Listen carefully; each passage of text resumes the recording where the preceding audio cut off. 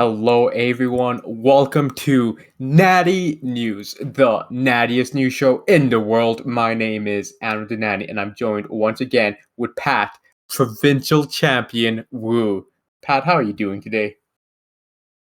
I'm doing really good. I am done finals, and it felt like the last 4 months have been one extremely long day. So I'm really relieved and on kind of my spring break now. So really excited for some natty news. Dude, I feel you. I mean, to all the listeners, again, I know last episode we would say would be more consistent. Really gonna apologize. Pat and I, unfortunately, we have big boy jobs and responsibilities, but we really dropped the ball. But hopefully, we can get a little more consistent. And yeah, with Pat off with spring break, we're gonna hope to get some episodes for you guys and all of that. But no, happy to hear that. I know finals were stressful for you, but you feel good about all of them.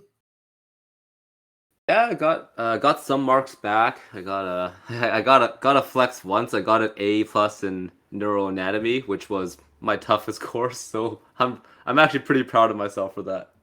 Well, Pat, you know what that means is that we're gonna have to do Neural Anatomy 101 Natty News, where you just kind of flex on all of us with all your brain knowledge.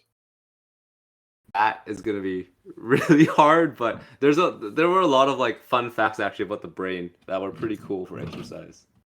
Well, we haven't done a patch of fun physio fact in a while. You want to throw one in? Maybe just any kind of fun brain fact you have? Yeah. Let's see. What was really cool? Uh, I think one thing that this is not like specifically about weight training, but we have there's a part of our brain that like controls our ability to feel fear, and it's called the amygdala. It's like a really little part of the brain that's kind of like in the deep in the ear part of your brain, like on the inside of your brain. And one thing our professor, Dr. Krebs, talked about was this idea of emotional memory. Because so what it means is that when you encode, it's also involved in memory. So this is involved in fear, very positive experiences, and also memory. It's really cool when she talked about emotional memory in the sense that when you're trying to learn something or remember something, if you can incite really strong emotion with it, it makes it stick better, right? So like if you study with friends and you guys have a good time and you give each other compliments, or if you're at the gym and working with someone, working out, learning a movement, and just kind of getting hype and really engaging with it, like you'll literally learn better. So it was just it's something we kind of all like, it makes sense, right? When you're emotional about it, you remember it better. But it was cool to see that it was like scientific and actually really validated. So now I'm curious, do we remember better if it's like a positive experience or negative? Like all the examples you're doing are pretty positive. Like, you're studying with your friends, you're having a good time and all that, and you remember better. But what if like you were studying and like something awful happened, like you got some awful news?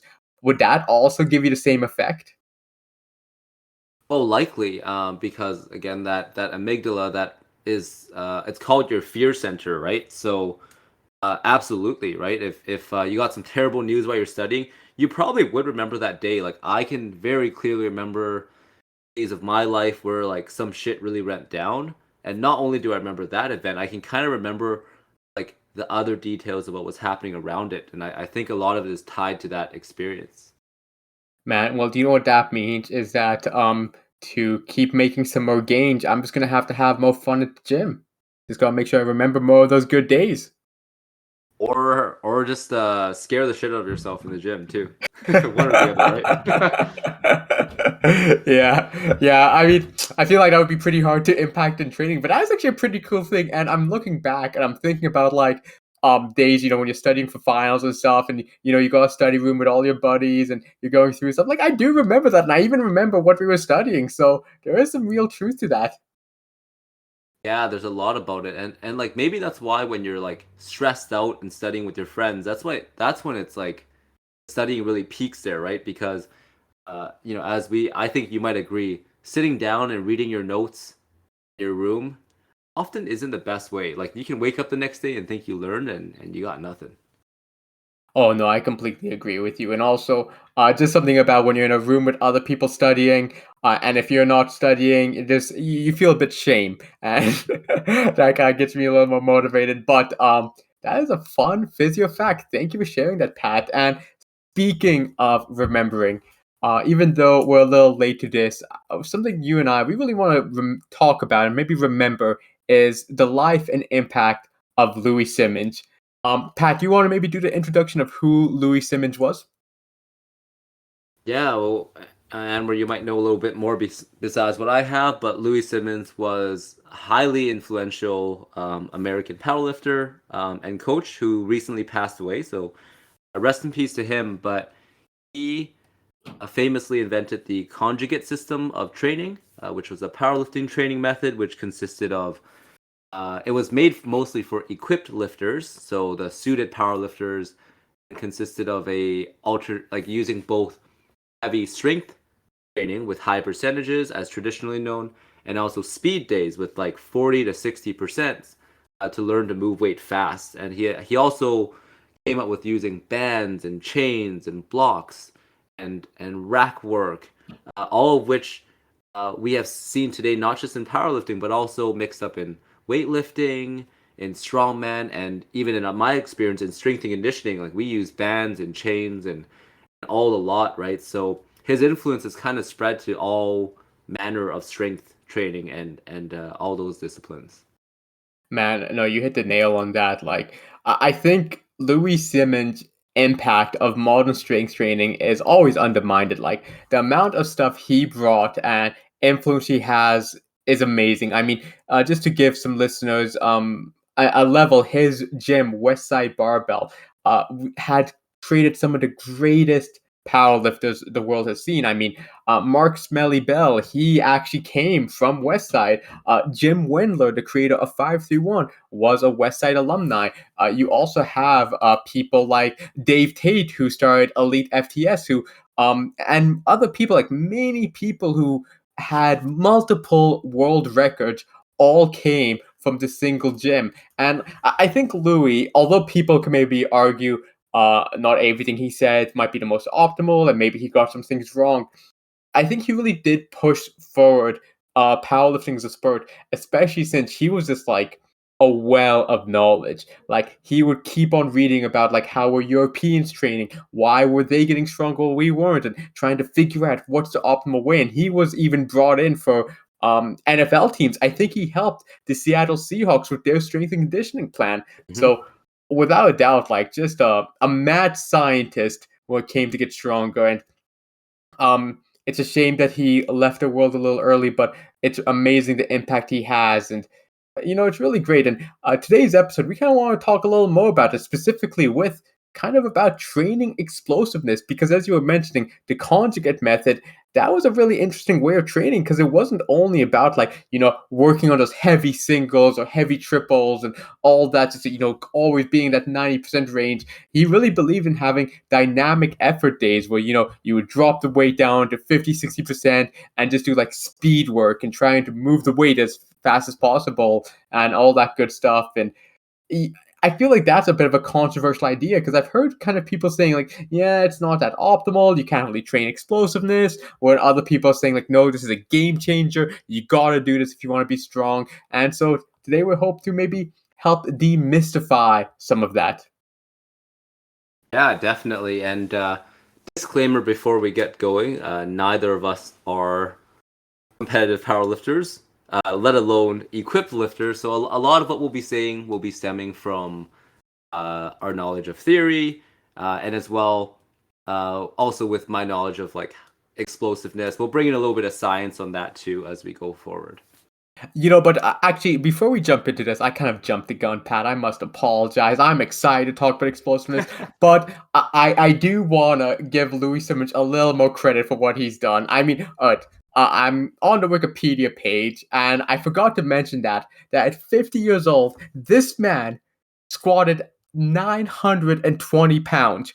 Now, I don't care what suit you're in. Pat, you could literally give me a mech suit with hydraulics in it, and I am not squatting 900 pounds. I agree.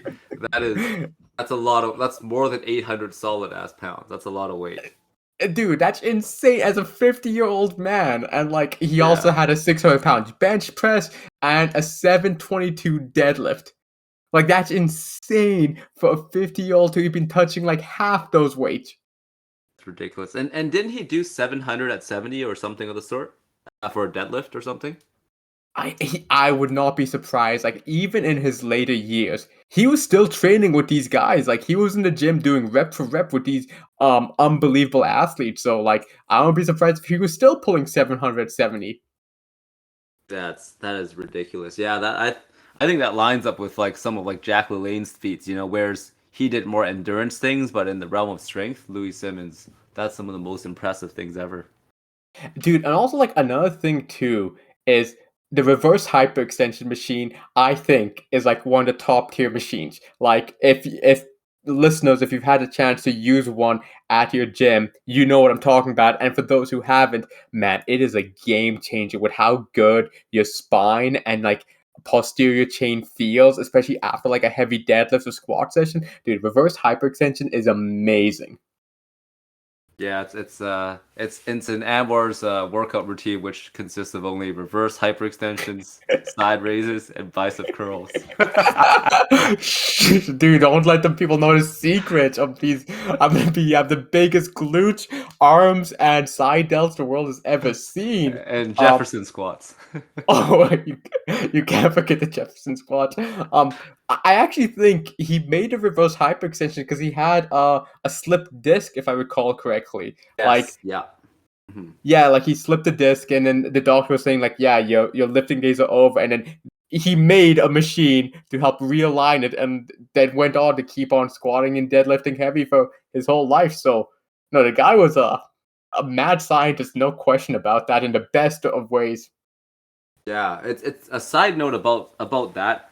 I'm sure Louis Simmons did not have a PhD in physical therapy, but he was actually onto something with that because with the slip disc, the most evidence-based treatment now is conservative treatment, meaning no surgery, manage symptoms, and a lot of it is about getting stronger with the musculature and trying to get all the connective tissue stronger so it can support itself um, through exercises. And the reverse hyper is truly one of the best ones.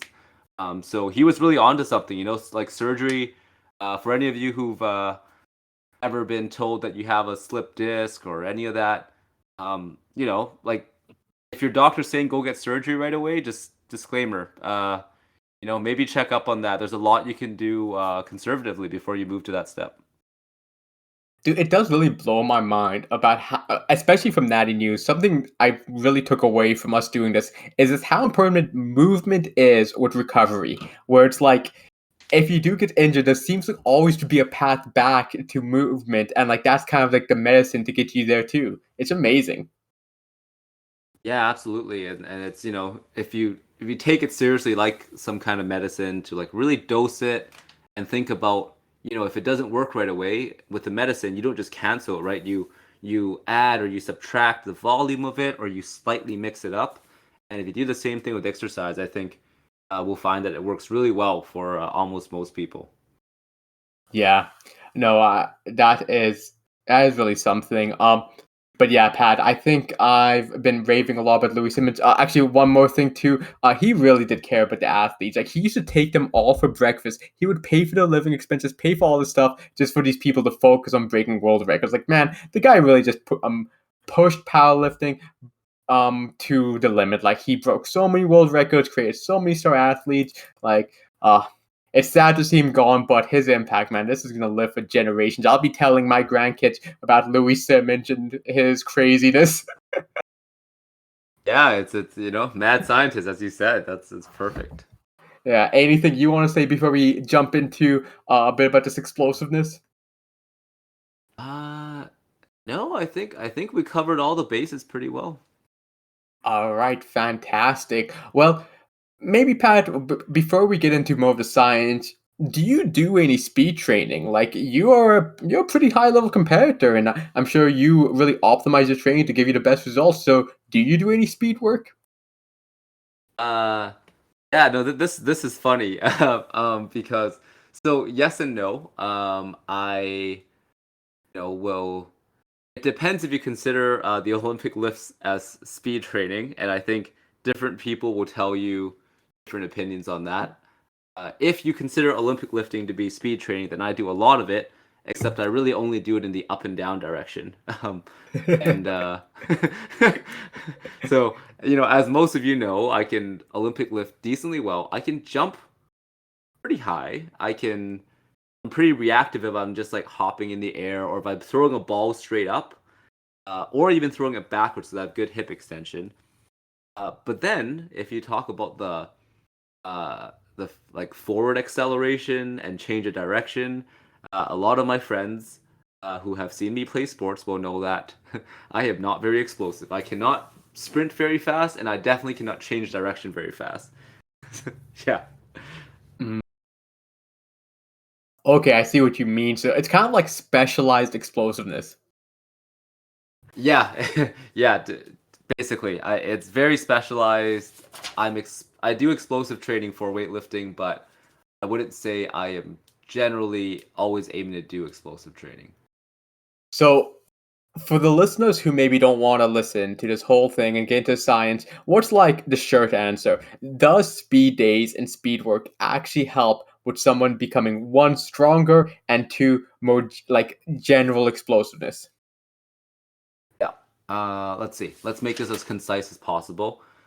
So, first of all, my belief is that trying to get explosive and like really fast requires you have at least a general level of fitness, meaning that you just have like a general amount of base strength training under your belt because that prepares your body to have enough. You need to have enough muscle mass to actually be able to convert that into very fast and powerful outputs.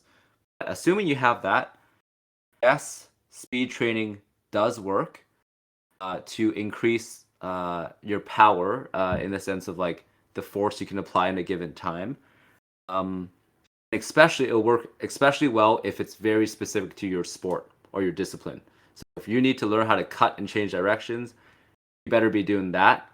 Doing power cleans is not necessarily going to improve your ability to do that, and vice versa. So is it like you often hear, especially with like athletes and stuff, like, man, this guy is just so naturally explosive. Is that true? Is it like some people are just like born with like a natural explosiveness? And when we talk about it, when they say it in that terms, like, could you be explosive in every direction, or do we find that a lot of athletes are kind of explosive in certain scenarios? Yeah. No, there's definitely genetic freaks. That's absolutely a thing, and there's a couple main factors into it. And I'll get lightly scientific with it. So the first factor is like natural coordination. Like, and where me and you are like not the most coordinated people, right? Like naturally, if we're talking about us when we were 14, before we were strength training or anything, if I threw a ball hard at your face, it probably just hit you in the face, right? Yeah, for sure. No, no question. Even now, maybe, but yeah. Yeah, exactly, right? So, and that's not to say we didn't improve because we did, right? But a lot of people are, as we know, like we all knew someone in high school who just like was good at every sport, right? They were coordinated, meaning that like their hand, eye, and foot coordination was on point, meaning that when they move, they have less wasted movement. That's factor one. The second factor is that's genetically determined is like your muscle fiber typing and basically the speed of your nerve transmission to your muscles. So every muscle needs to be every like let's say your bicep, right? It has like let's say like 100 million what we call motor units. So it's like a nerve bundle that's like attached to muscle fibers essentially, right? And then what's genetically determined is how fast they can naturally fire. Like how quickly can that impulse go from your brain down to your muscle, and then how fast that can turn into a contraction. And we will never be able to contract our muscles probably in that sense as quickly as like LeBron James or Usain Bolt or someone of the sort, right? But what we can do is make it a little bit faster. So that coordination and that natural explosiveness, yes, is quite genetically determined. So now I'm wondering, Pat. Let's think. Let's say we take like a star athlete, like a Jason Tatum, who is NBA player for the Celtics. Um, and if you gave him like enough training, could he be like an Olympic level athlete in like weightlifting or something?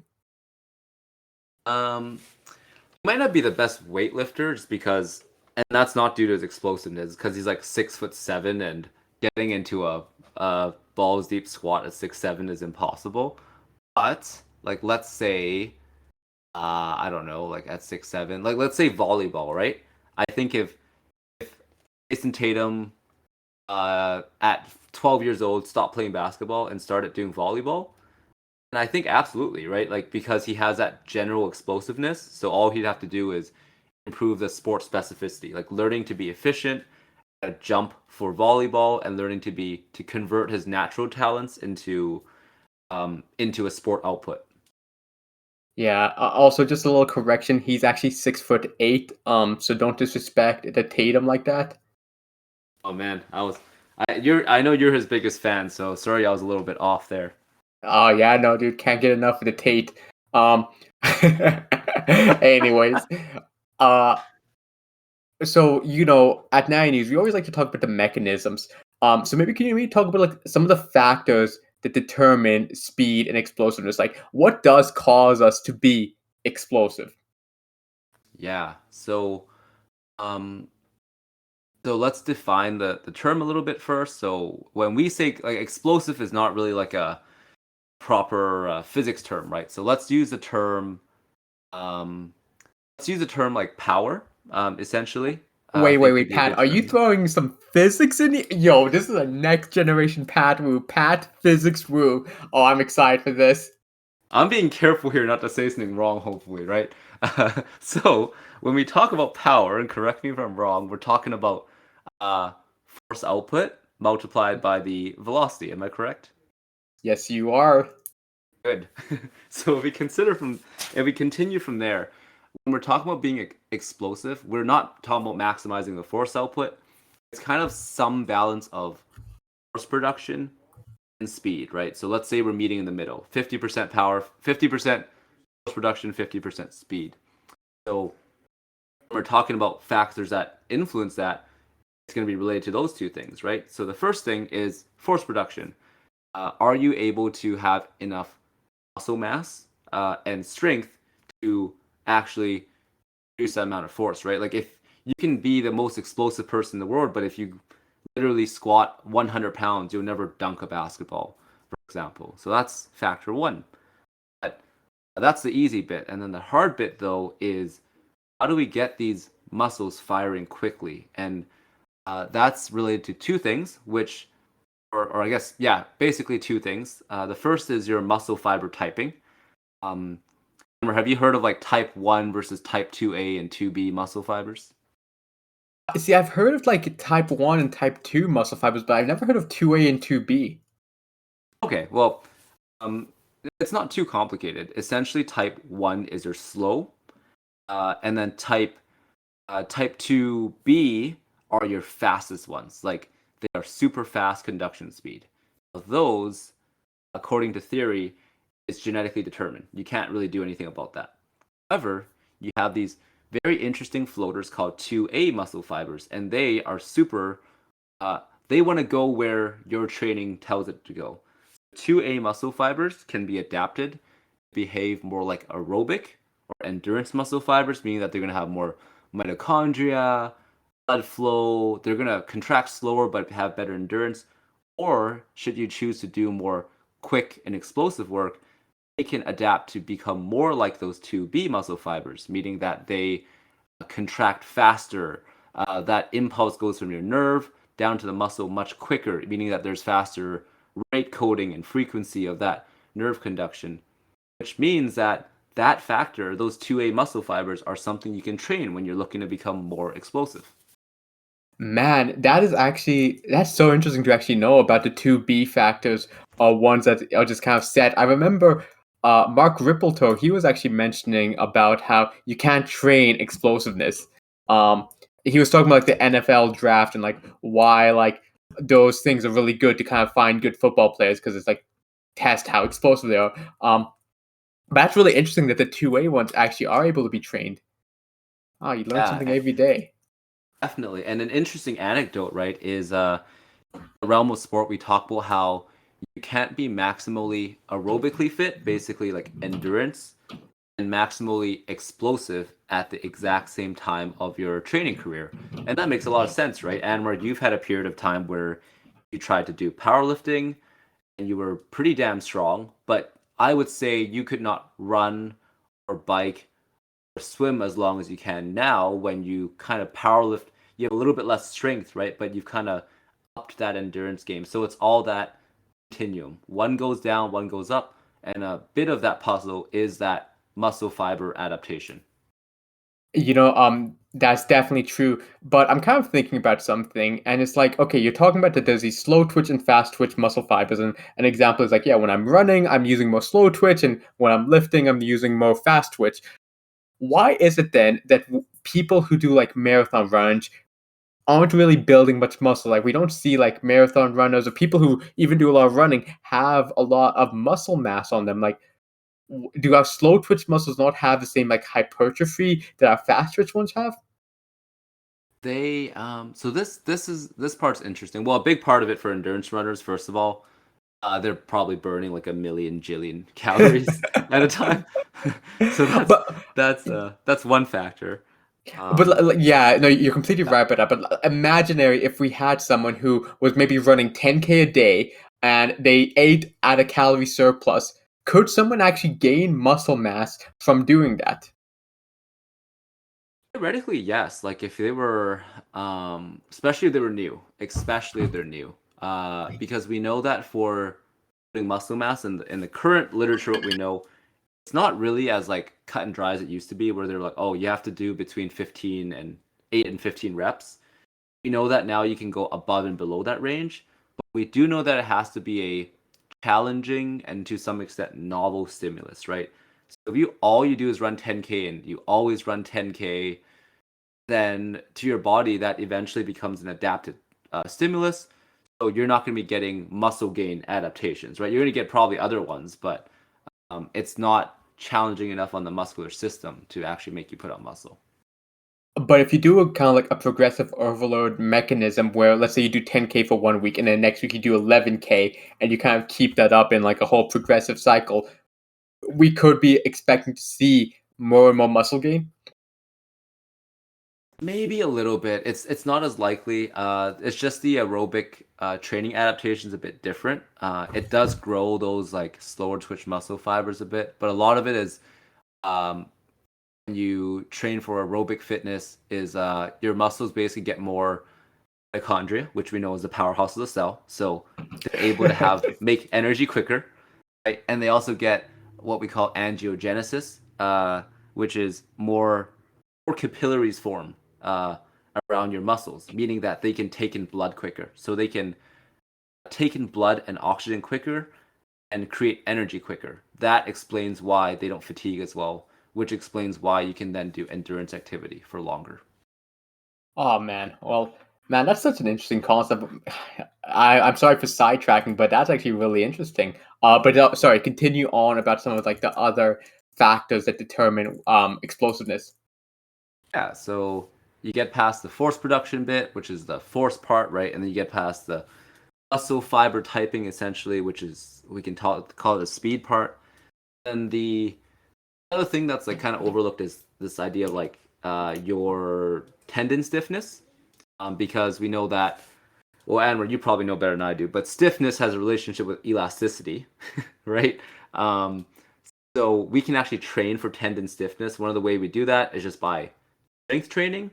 Another way is by doing what we call like a lot of low amplitude, repeated, explosive work. So like, if you've ever seen people do like bunny hops or even like skipping rope in the gym, that repeated, slightly explosive movement will help build increased stiffness, which in turn will allow a quicker firing because the muscle, the tendon we know is attached to the muscle. Okay. So now something I'm curious about, Pat, and I would love to see your opinion. You're familiar with like the knees over toes guy. I think we talked about him before.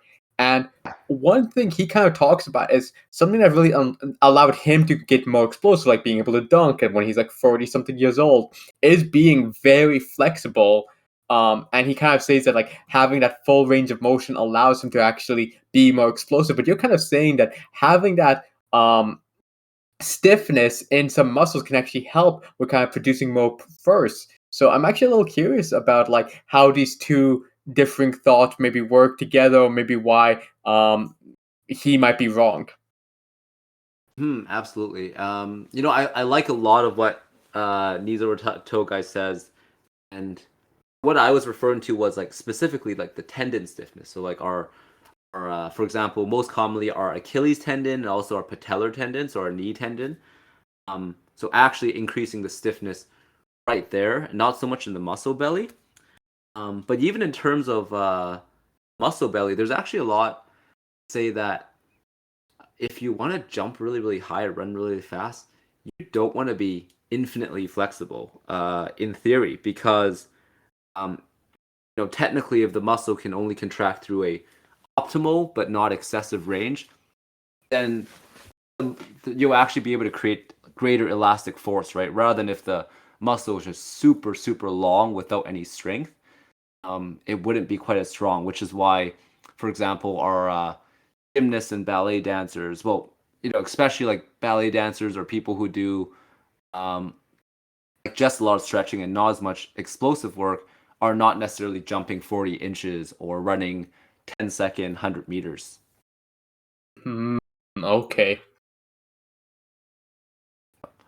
One more bit on that is what knees over toes guy says that actually works in terms of explosiveness is he does a lot of eccentric training, right? So, for example, Nordic hamstring curls. Most of us know about that, where you lower yourself to the ground, and the muscle being worked is a hamstring, right? Eccentric meaning that as you're lengthening the hamstring by straightening your knee, you're contracting at the same time, meaning that you're building strength through that increased length, uh, meaning that you're actually increasing the stiffness of that muscle tendon unit, which is why I do agree with what a lot of what he says. Not true. I agree with what a lot of what he does, and I think a lot of what he does works. But sometimes the way he goes about it is not necessarily correct from a science perspective.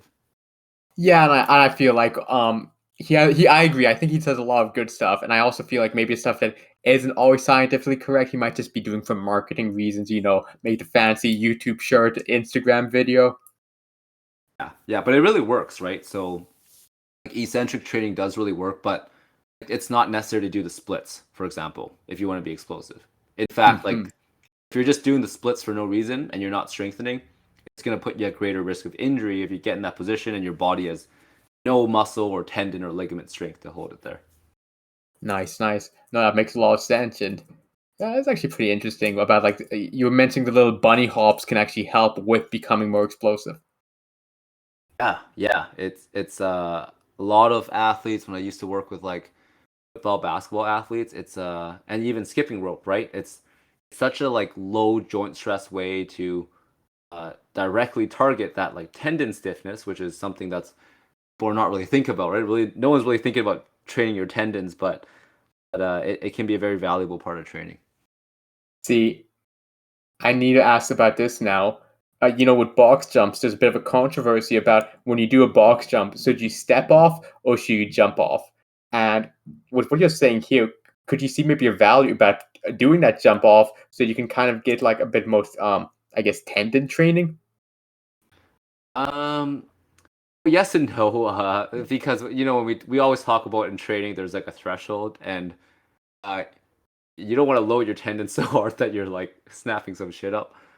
Like different people can adapt to it, right? Like some people are very used to jumping off of high heights, but I think for safety, it's something you should progress towards if you want to do. Like if your sport involves you jumping off from very high, I don't know, like if you're like a ski cross athlete or something, sure, like maybe you should learn to jump off a box progressively, but I think for most of us, it's not really worth it for your joints, especially if you jump really damn high. Like jumping off of it's a lot of stress.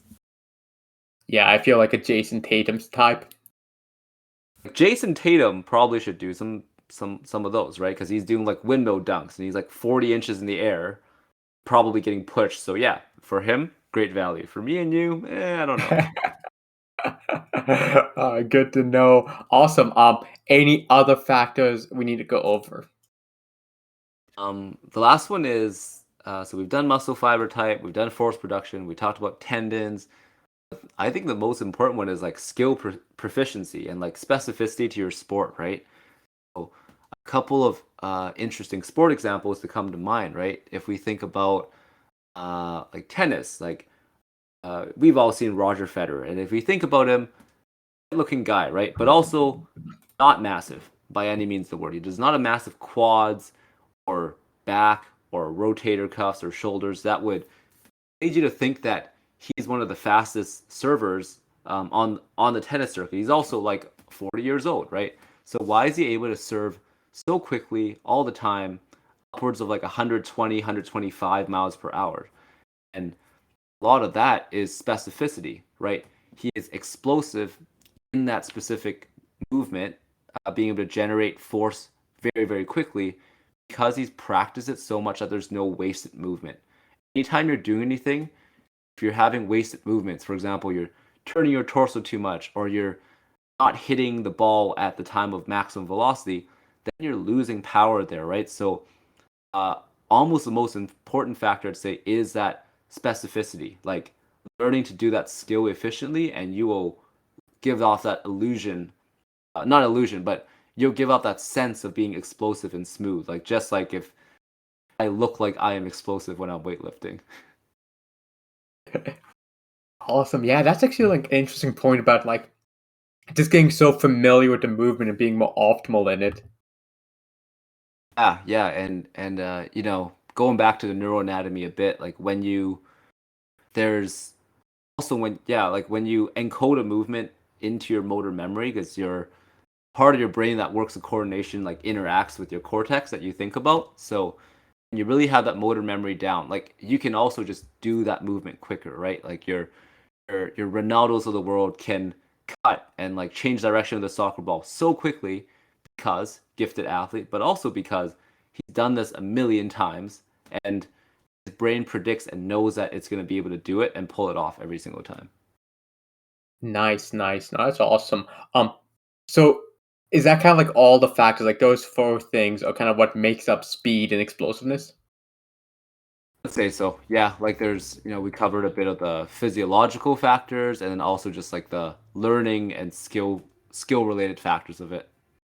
So now, like, I'm hearing all this, and it's like, okay, there's actually quite a bit of stuff you can actually work on to get faster. Like, I mean, the stuff you can do with like this, like the tendon stiffness, and you can work the 2B muscle fibers, and you can also just get better at the movement you want to be explosive at.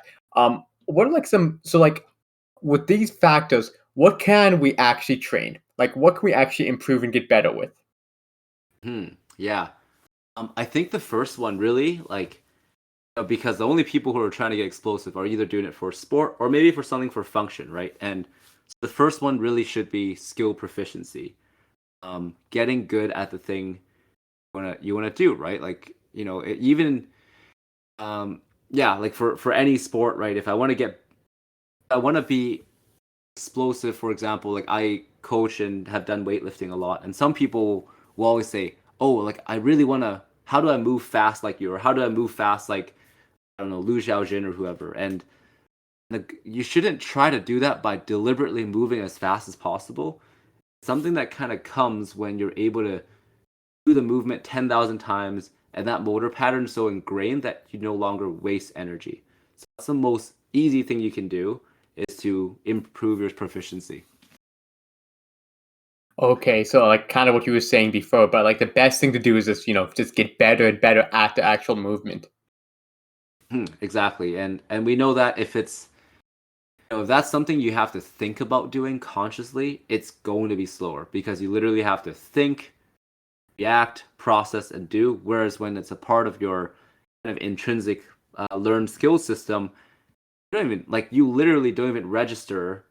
Like for example, me and you when we're opening a door, right? Are we thinking like, oh, I'm gonna stop, grab the door, and open it? No, it's like you see door, your hand just goes and it opens it, and it does that same clockwise motion every single time, like not like I wouldn't call it explosiveness, but it does it smoothly every single time, right?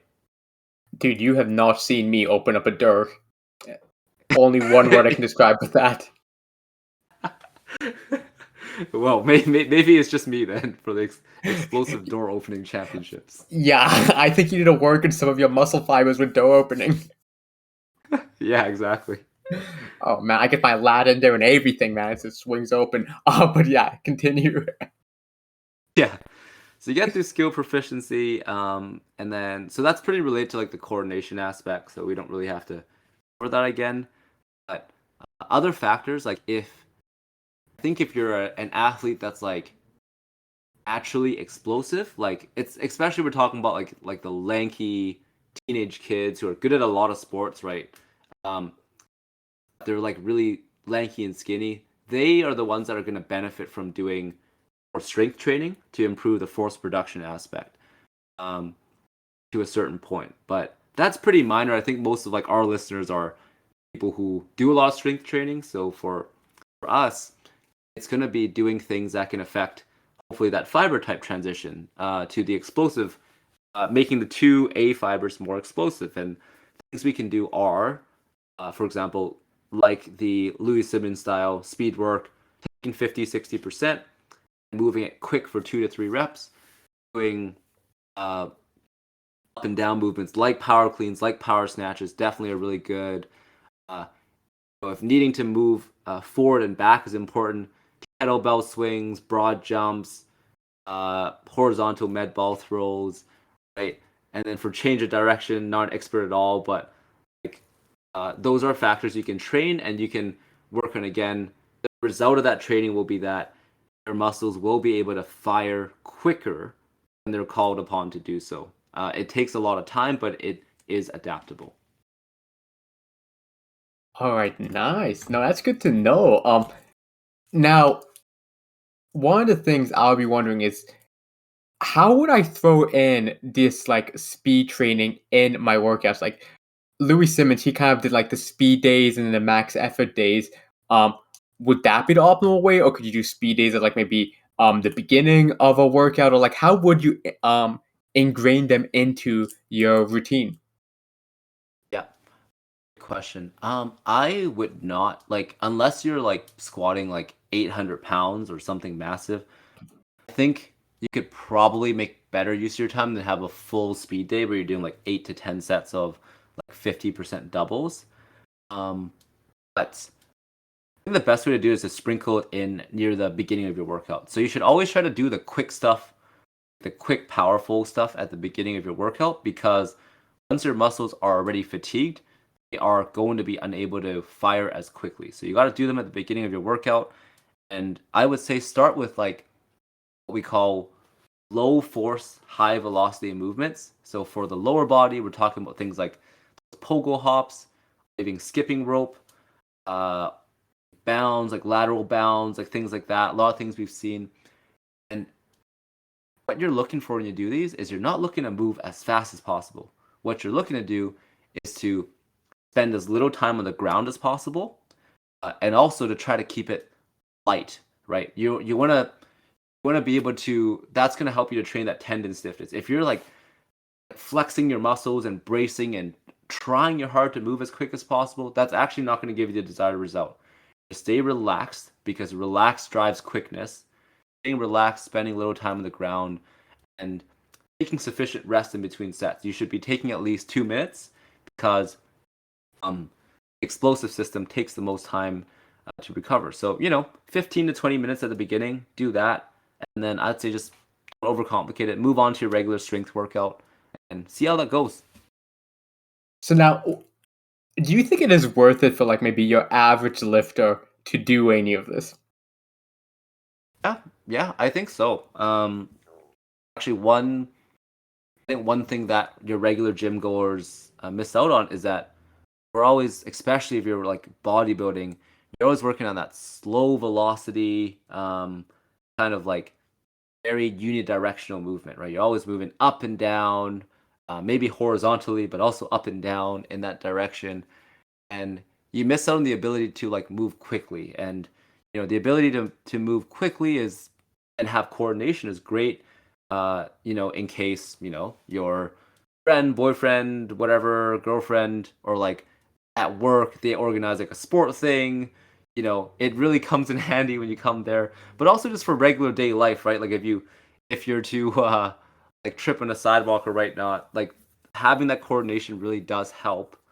But lastly, I know what the meatheads really care about is that you can actually get more muscle gains from it because if all you've been doing is that constant velocity, slow, medium weight work, by having the suddenly explosiveness and fast and different novel stimulus, it can actually help to drive some muscle gains if you're stuck in a bit of a rut. So, a lot of good benefits to it.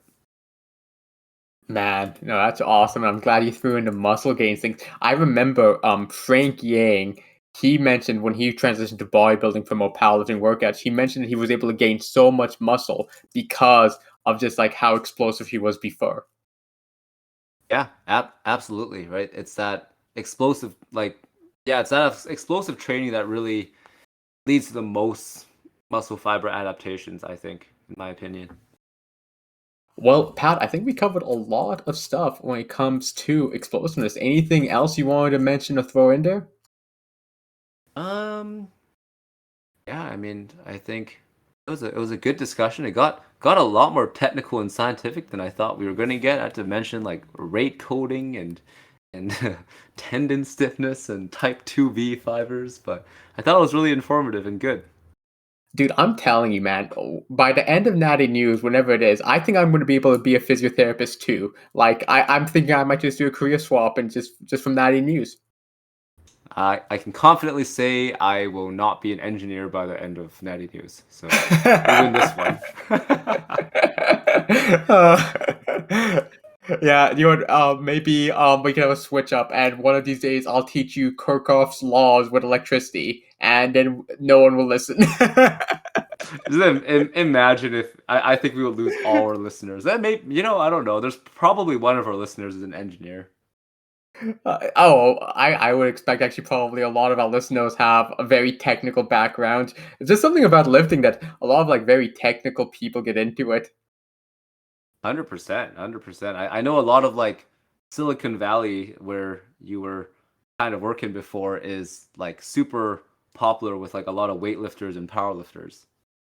Yeah, and also another thing too is like Louie Simmons himself was a very technical man. Like if you ever watch him talk about his the science behind his training, he would always talk about first velocity curves. Like he would like go through about like why he even like has a certain technique with bench press and stuff or to optimize the first velocity curve. Like the guy, I mean, I'm not too familiar with his educational background, but the guy knew his physics and science and stuff.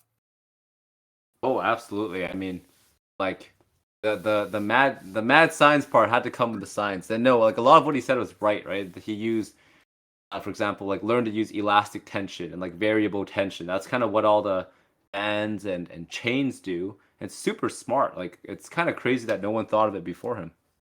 Yeah, no, completely, completely, and like I think it kind of shows too, like when you get into like the elite level of any sport, it really does become very scientific. Like it's not just like, especially powerlifting, it's not just meatheads. Oh, like oh man, I'm gonna pick up a bigger weight. Then next week I'm gonna pick up even a bigger weight. Like there's a true art and science to the whole thing, and yeah, people like Louis Simmons really captured that. Yep, he was before after Milo of Croton, there was Louie Simmons. Yeah, and I mean, I'm sure in decades, years later, when some people will be starting another podcast, maybe Natty News 2. They'll be talking about the provincial champion, Pat Wu, and his own mad science. For sure. Definitely. Natty News too. I hope they have a better title than that. Yeah, we really should get on the trademark so they can't steal ours. But anyways, um, yeah, I think, do you want to give a little closing remark, just a closing summary of everything? Yeah, I mean, if you're not doing it already, do your explosive work. I think it can be good for anyone from your bodybuilder to even your powerlifters who get stuck doing a lot of super slow. Uh, shout out to Jess, who I hear about all or powerlifting pause, double pause squats, double pause deadlifts, triple pause bench press, and I think everyone, including powerlifters, can benefit from some quick work um, at different times. So yeah, get your explosive work in, do your jumps, and get faster, make gains. That's it. Man, dude, I know we're closing now, but now I'm just thinking about, yeah, what about like box squats? Louie Simmons used to do that stuff all. Man, we could probably do an entire like 10 episodes on Louie Simmons training stuff. We might even do that. But anyways, this shows the impact the guy has and all that. But anyways, thank you so much for listening to another episode of Natty News. Hope you all make those explosive natty gains, and Natty News out. Natty news out.